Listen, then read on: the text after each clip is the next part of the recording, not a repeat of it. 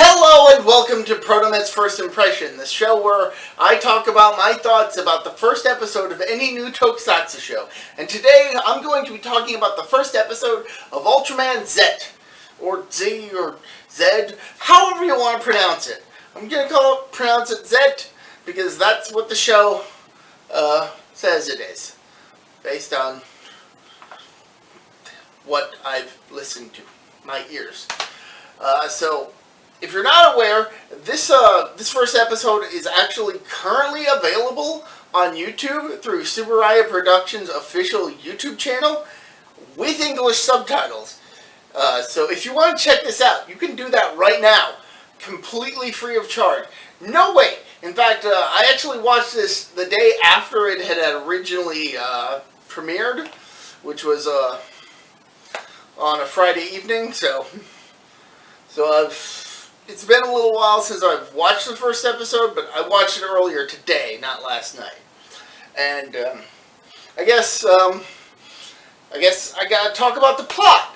And it's not really clear what the overall plot is going to be. I kind of feel like this is gonna be kind of like how I do kind of feel like this is probably going to play out like how the recent shows have been, where there is an ongoing plot that does develop over the course of the series. And there are hints of that in this first episode. But I also kind of feel like there are going to be episodes where they're just standalone episodes that don't really contribute to the overall plot, which recent shows have also done. So, nothing new there. Ugh. Really got to start actually saying something, don't I?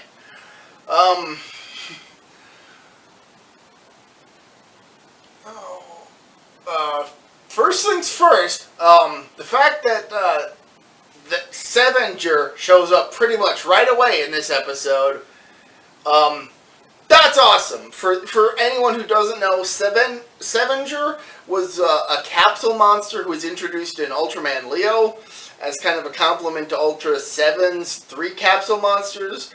So there's a 4th capsule monster, and its presentation here is something that I've kind of wondered on and off regarding the more mecha kaiju of the Ultra series, because in Ultraman Leo, Sevenger just kind of was like a robot monster that seemed to act independently, as though it had like some sort of AI. In this series, however, he's piloted. Also, because of how much energy he uses, Sevenger can really only be active for 3 minutes, as explained by having 3-minute length batteries, which is a nice compliment to how Ultras tend to only be able to be active for 3 minutes at a time. Barring, those instances where the writers is like, no, we need him to be active for a lot longer than 3 minutes, so just forget that he has a color timer. It's done well here, where the color timer 3-minute length and the Sevenger's battery power 3-minute length do actually complement each other in a later scene. But it's nice to see that, well, I guess getting back to the topic that I had been talking about, when it comes to the mecha kaiju, do they have, like, independent AI? Can they be piloted? Does it really matter? No, not really. It doesn't really matter. Also, I did, based on the opening credit scenes, it looks like Wyndham is going to be in the series too. This guy looks like he's going to be in the series too. Whether or not he's piloted, I don't know. But I do know that Sevenger is getting a new toy, so I'm going to get my hands on that, because... And on a brief topic of the capsule monsters, I kind of wish that more shows in the Ultra series did this. There are some shows that have monster allies, but I kind of feel like Ultra 7 really kind of had the market cornered on capsule monsters, and I wish that they showed up in more shows, because that is an really interesting idea. And this kind of has that in the form of, I guess, the pilotable Sevenger. Though that does beg the question how the defense team of this series, Storage, got their hands on Sevenger. But also a nice bit of a detail is that Sevenger is at his standard height from when he was introduced in Ultraman Leo. But the first monster that actually shows up, Gomez, is at the same height as when he was first introduced, which was significantly shorter. So Gomez is like 20 meters and Sevenger is like 50 meters. So it's really nice that somebody noticed that size discrepancy and decided to put that in there. I like that touch. We also get introduced to the lead hero character, who is, I guess, he comes off as kind of a rookie member of the team, which itself doesn't seem like it has that many members. But there is like one scene where like their superior officer mentions that Storage has been getting budget cuts because of stuff that's been going on previously. So they probably just don't have the budget to actually have the manpower. So I actually kind of like that there is that explanation. Like usually budgets wouldn't even be mentioned, but here it is right away. And the lead character, Hiroyuki, if I'm remembering correctly, nearly gets killed because he goes to save a dog, and that attracts Gomez's attention, and Gomez is being pursued by Sevenger, and collateral damage happens, but hey, the dog's fine. Afterwards, he gets chewed out by Storage's superior officer, and Hiroyuki even is forced to kind of show some sympathy for his actions by having his boss grab his butt really hard. Kind of weird. It's funny, but it's kind of weird. Also, his captain is played by the same actor who had previously played Jugless Juggler in Ultraman Orb, so it's nice to see him back, but I do kind of question whether or not this is actually a different character, because there is one scene where he kind of leaves with the explanation that he's going to the restroom, and that, in the context of when it happens, is really suspicious. Like, is he really going to the bathroom, or is he doing some other stuff? I don't know. I could just be overthinking it, and he actually needed to go to the bathroom. That's probably what they're going to go with. But it would be kind of interesting if that turned out to be something. We then cut to space, where the new hero of the series, Ultraman Z, is battling a new monster, Genagarg. And Genagarg like launches missiles from his back, like energy missiles. Cool. Cool. Ultraman Z shows up, and Zeto acts as though he's the student of Ultraman Zero, which kind of gets me a little confused, because I thought I had read that he was Zero's son, but this episode has it come across as though he's just his student. So maybe I'm just misremembering the pre-release information. I don't know. But Genagarg actually launches like an energy attack that Zero deflects, but turns out it wasn't actually an energy attack.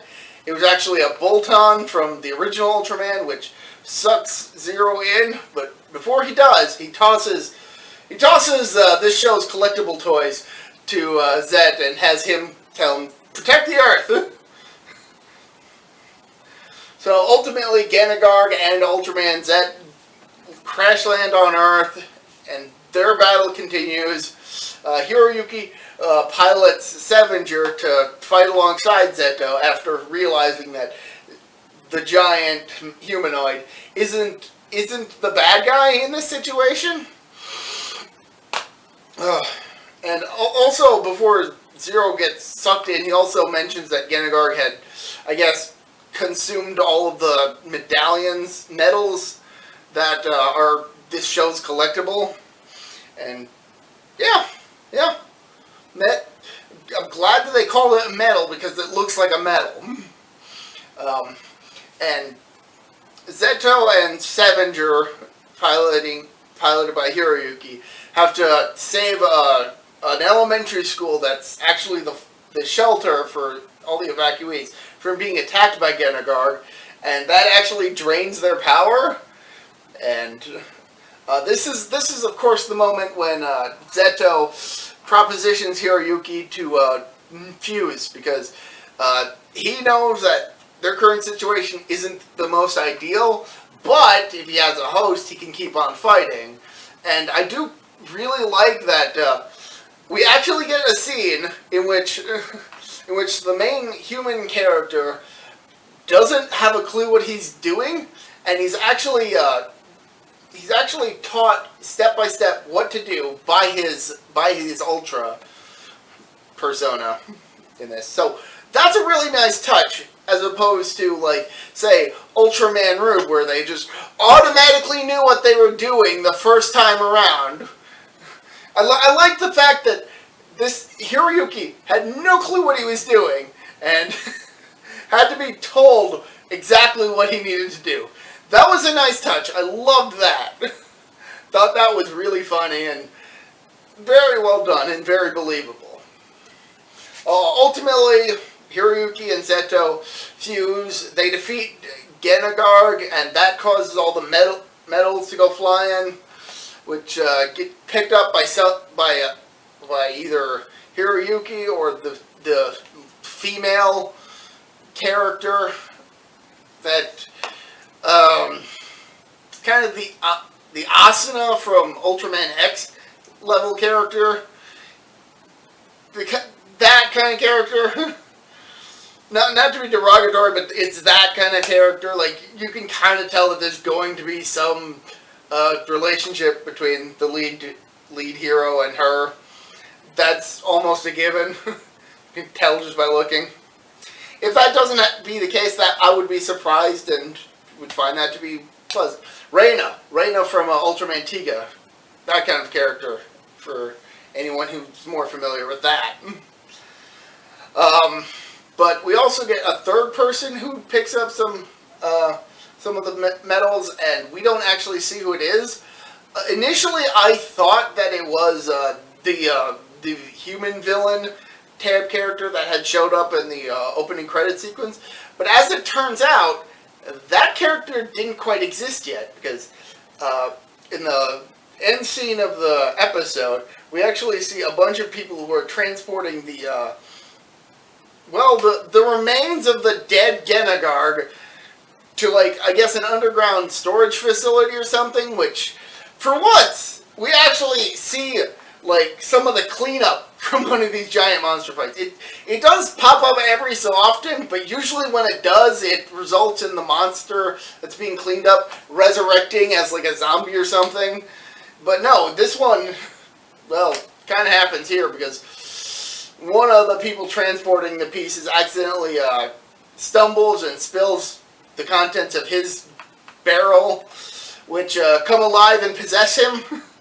So he exists now. Gonna see how that plays out, and ultimately, I'm looking forward to seeing how this show progresses. There's definitely going to be the search for the medals. The fact that the token female soldier character has at least one and hasn't said anything to anybody is probably going to be something. Or who knows, maybe the next episode has them having the medallions and then them being studied by Storage, the defense team. I don't think all of the characters were properly introduced in this episode, but they at least showed up. But they're probably going to be more developed later as the show goes on. So I definitely recommend checking out Ultraman Z, especially since it's free to watch on YouTube with English subs, which doesn't really happen. I think the last time that it did happen, I think that was Ultraman Rube, which I'm not a fan, honestly. But that's a topic for another video on another channel.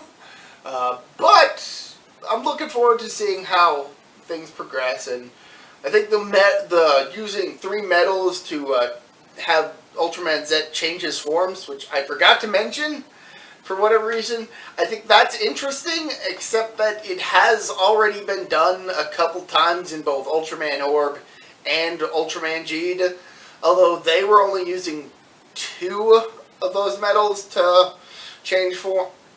2 of their show's equivalents to this show's medals to transform, whereas this one uses 3, so who knows? I don't know. Maybe we'll get an O situation where having random assortments of medals will result in different interesting forms, but I kind of doubt that, considering how the budget for the Ultra shows seem to be not having a whole lot of new costumes outside of just the immediate major forms. Who knows, maybe they got some more budget and they can pull off a nose situation, but right now it doesn't look like that's going to be the case. A little disappointed, but I can understand why. I should mention that the medals have predominantly Ultraman faces on them.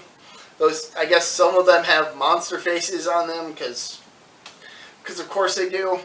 That's a carryover from even Orb and Jeed, so not terribly surprised with that. But I am hopeful that this show turns out to be pretty good. The last season was pretty good. Season before that, not so much in my opinion, but that's neither here nor there. I'm excited to check out more. Can't believe I forgot to mention the form changes, because that's really just a thing that these shows have nowadays. Although last season did do a pretty good job of having completely new Ultras be most of the separate forms, so that was nice. But again, not the topic of this video. So, my final thoughts, go check it out. It's free on YouTube, as I've said numerous times already. So, until next time, this has been me, ProtoMet. See ya.